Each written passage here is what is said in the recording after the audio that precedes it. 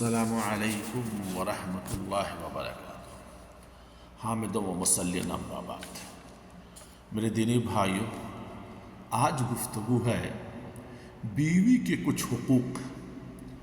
جس طرح سے شوہر کے حقوق ہیں، اسی طرح بیوی کے بھی کچھ حقوق ہیں، اور بیوی کا حق یہ ہے اسے کھانا کھلایا جائے، اس کی ضرورت کو پوری کرنے کے لیے مال خرچ کیا جائے، اسے لباس اور پوشاک دیا جائے، اس کی جنسی خواہش کی تکمیل کی جائے۔ ان حقوق یا ان کے علاوہ حقوق کی عدم ادائیگی اللہ کی طرف سے شوہر پر عائد کردہ بیویوں کے حقوق کی ادائیگی میں کوتاہی کرنا ہے۔ معاویہ قشیر رضی اللہ تعالی عنہ بیان کرتے ہیں کہ میں نے رسول صلی اللہ علیہ وسلم سے عرض کیا کہ اے اللہ کے رسول صلی اللہ علیہ وسلم، ہماری بیوی کا ہمارے اوپر کیا حق ہے؟ آپ صلی اللہ علیہ وسلم نے ارشاد فرمایا، جب تم کھاؤ تو اسے بھی کھلاؤ، جب تم کپڑے پہنو تو اسے بھی پہناؤ، تم اپنی کمائی سے اسے کپڑے پہناؤ، تم اس کے چہرے پر نہ مارو، اسے برا بھلا نہ کہو، اگر تعدیباً اس سے علیحدگی اختیار کر لو تو اسے گھر سے باہر نہ نکال۔ اس حدیث کو ابو داؤد میں ہے، 2142 نمبر کی حدیث ہے، اور اس کو شیخ البانی رحمۃ اللہ علیہ نے حسن و صحیح فرمایا ہے۔ یہاں ہم آپ کو مشہور صحابی ابو دردہ رضی اللہ تعالی عنہ کا واقعہ اور عبداللہ بن عمر بن عاص رضی اللہ تعالی عنہما کے ساتھ نبی صلی اللہ علیہ وسلم کی گفتگو کو نقل کرنا چاہتا ہوں۔ ان دونوں واقعات میں عبرت اور نصیحت کا سامان ہے۔ ابو جحیفہ رضی اللہ تعالی عنہ کی روایت ہے کہ نبی اکرم صلی اللہ علیہ وسلم نے سلمان فارسی ابو دردہ رضی اللہ تعالی عنہما کے درمیان مواخات بھائی چارگی کرائی تھی۔ ایک مرتبہ سلمان رضی اللہ تعالی عنہ ابو دردہ رضی اللہ عنہ سے ملاقات کے لیے ان کے گھر گئے تو انہیں ام دردہ رضی اللہ تعالی عنہ کو میلے کچیلے کپڑے میں دیکھا۔ انہوں نے دریافت کیا کہ تمہاری حالت کیوں ہے؟ انہوں نے جواب دیا، آپ کا بھائی ابو دردہ کو دنیا میں کوئی دلچسپی نہیں ہے۔ کچھ دیر بعد ابو دردہ رضی اللہ تعالی عنہ آپ بھی گھر آ گئے۔ انہوں نے سلمان رضی اللہ تعالیٰ عنہ کے لیے کھانا تیار کرایا۔ سلمان رضی اللہ تعالیٰ عنہ نے کہا، آپ بھی کھائیے۔ ابو دردہ رضی اللہ تعالیٰ عنہ نے کہا، میں روزے سے ہوں۔ یہ سن کر سلمان رضی اللہ تعالیٰ نے کہا، جب تک آپ نہیں کھائیں گے میں نہیں کھاؤں۔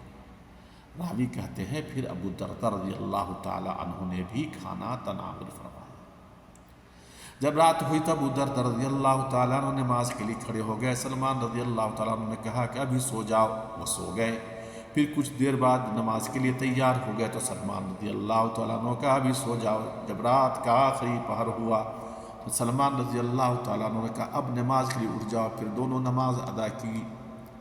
تب سلمان رضی اللہ تعالیٰ عنہ ان سے کہا، تمہارے رب کا بھی تم پر حق ہے، تمہارے جسم جان کا بھی تم پر حق ہے، تمہاری بیوی کا بھی تم پر حق ہے، تم ہر حقدار کو اس کا حق ادا کیا کرو۔ اس کے بعد ابو دردہ رضی اللہ تعالیٰ عنہ نبی اکرم صلی اللہ علیہ وسلم کے پاس آئے اور ان باتوں کا تذکرہ کیا۔ نبی اکرم صلی اللہ علیہ وسلم نے فرمایا، سلمان نے سچ کہا۔ اس کو بخاری میں، اس حدیث کو بخاری رحمۃ اللہ علیہ نے 1968 نمبر میں حدیث میں بیان کیا ہے۔ ابو دردہ دوسری جگہ ہے کہ ابو دردہ رضی اللہ تعالیٰ عنہ کی بیوی چھوڑ کر گھٹیا یعنی لانی کاموں میں مشغول نہیں ہوتے تھے۔ ابو دردہ رضی اللہ تعالیٰ عنہ بیوی کو چھوڑ کر گھٹیا یعنی لانی کاموں میں مشغول نہیں ہوتے تھے، بلکہ وہ اللہ عز و جل کی عبادت میں مشغول تھے۔ وہ ہمیشہ روزہ رکھتے تھے اور رات کے بیشتر حصہ میں نماز پڑھتے تھے۔ جس کا یہ معمول ہو تو اس سے بیوی کا حق ادا کرنے میں کوتاہی ہوتی ہے، اس لیے ابو دردہ رضی اللہ تعالیٰ عنہ نے اس سے منع کیا۔ اس لیے ان کے معمولات بیوی کی حق تلفی کا سبب بن رہا ہے۔ ابو دردہ رضی اللہ تعالیٰ عنہ کی طرح عبداللہ بن عمر بن عاص رضی اللہ تعالیٰ عنہ کا بھی معاملہ ہے۔ وہ بھی دن میں روزہ رکھتے تھے اور رات میں بھر نماز پڑھتے تھے، تو نبی اکرم صلی اللہ علیہ وسلم سے منع فرمایا، اس لیے کہ بیوی کی حق تلفی ہوتی تھی۔ نیز اس طرح کا سخت معمول پہلے تو اکتاہٹ کا سبب بنتا ہے، پھر انسان اسے ترک کرنے پر مجبور ہو جاتا ہے۔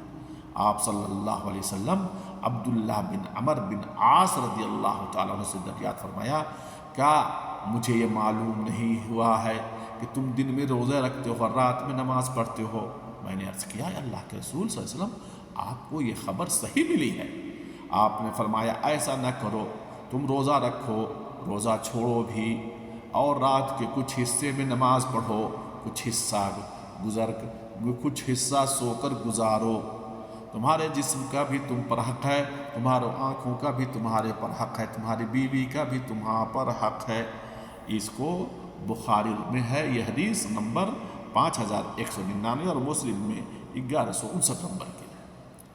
میرے محترم، یہ سارے شوہر کے حضرات کہاں ہیں جنہوں نے خرچ اٹھانے، کھلانے پلانا، لباس و پوشاک فراہم کرنے، جنسی خواہش کی تکمیل کرنے کے بغیر کسی عذر کی کوتاہی کی، اور کوئی بیوی پر اپنا مال خرچ کرنے میں مخالفت کرتا ہے، کوئی اپنی بیوی کو نظر انداز کر کے اس کی جنسی خواہشات کی تکمیل نہیں کرتا، یا تو دوسری بیوی کے ساتھ مشغول ہونے کی وجہ سے، یا حصول دنیا کے پیچھے بھاگنے کی وجہ سے، یا کسی اور سبب سے، آج ان کے شوہروں کا حال ابو دردہ عبداللہ بن عمر رضی اللہ تعالیٰ عنہ سے کئی اعتبار سے مختلف ہے۔ اس کے باوجود انہیں بیویوں کی حق تلفی سے کرنے سے منع کیا گیا ہے۔ عبادت میں مشغول ہونے کی وجہ سے ہی حق تلفی کیوں نہ ہو۔ آخر میں دعا ہے کہ اللہ تبارک و تعالی ہم لوگوں کو اللہ کے رسول صلی اللہ علیہ وسلم کی حدیث پر عمل کرنے کی توفیق عطا فرمائے۔ وآخر دعوانا الحمدللہ رب العالمین، والسلام علیکم ورحمۃ اللہ وبرکاتہ۔